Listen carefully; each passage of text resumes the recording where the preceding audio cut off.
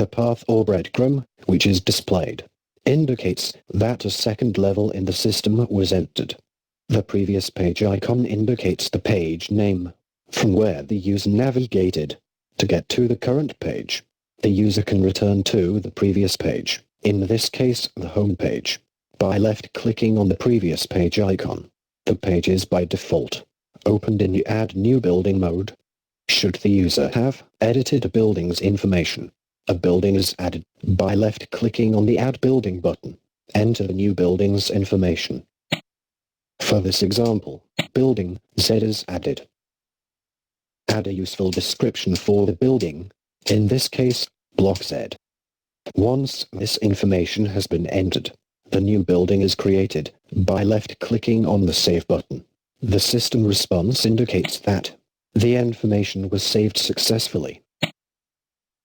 Take note that both the building code and description fields are unique in the system. This implies that the same building code and description cannot be used twice. In the event of duplicate information being entered, a system error message is displayed. The building code and description fields are compulsory fields. This implies that a new building is not created unless both these fields have values. Once a building has been created, rooms can be added to the building. Select the building by left-clicking on it. The selected building is highlighted, and the building's information is displayed in the information panel. Left-click on the Add Room button. For this example, the room code is Z101, and the description is Block Z Room 101. Once this information has been entered, the new room is created by left-clicking on the Save button. The system response indicates that the information was saved successfully. Take note that both the room code and description fields are unique in the system. This implies that the same room code and description cannot be used twice. In the event of duplicate information being entered, a system error message is displayed. The room code and building description fields are compulsory fields. This implies that a new room is not created unless both these fields have values. The rooms in a specific building are displayed in hierarchical format. This hierarchy can be expanded or collapsed by left-clicking on the indicator. To the left of the building, buildings and rooms can be deleted from the system by selecting the appropriate building or room. This is done by left-clicking on the specific building or room. The selected building or room is highlighted. Left-click on the Delete button. There is a system prompt to confirm the delete action before information is deleted. The system gives an indication that the selected building or room was deleted successfully. Building and room descriptions can be edited by left-clicking on an existing building or room. When this is done, the building or room information is displayed in the information panel. The description can now be edited.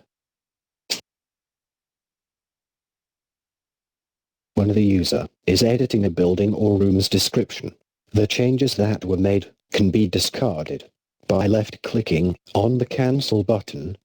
Should the user left-click on the Cancel button, the value for the description is changed back to the value when the page was opened. The cancel action is only valid before the information is saved.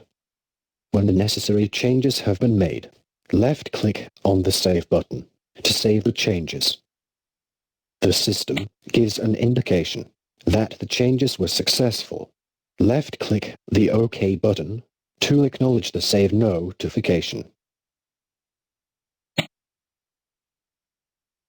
The buildings can be sorted in descending or ascending order, according to code and/or description. To sort the buildings according to code, move the cursor over the code column heading. The number 1 is displayed. Left-click on the indicator to the right of the number 1.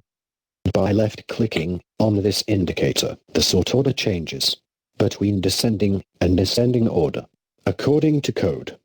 To sort the buildings according to description, move the cursor over the description column heading. The number 1 is displayed. Left-click on the indicator to the right of the number 1.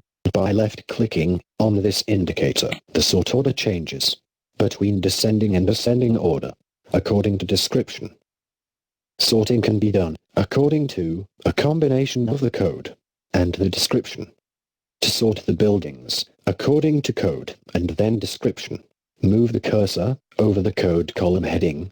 Left-click on the indicator to the right of the number 1. Move the cursor to the description column. The number 2 is displayed. By left-clicking on the indicator to the right of the number 2, the information is sorted in descending or ascending order according to the code and then the description. The user can return to the Timetable homepage by left-clicking on the homepage icon.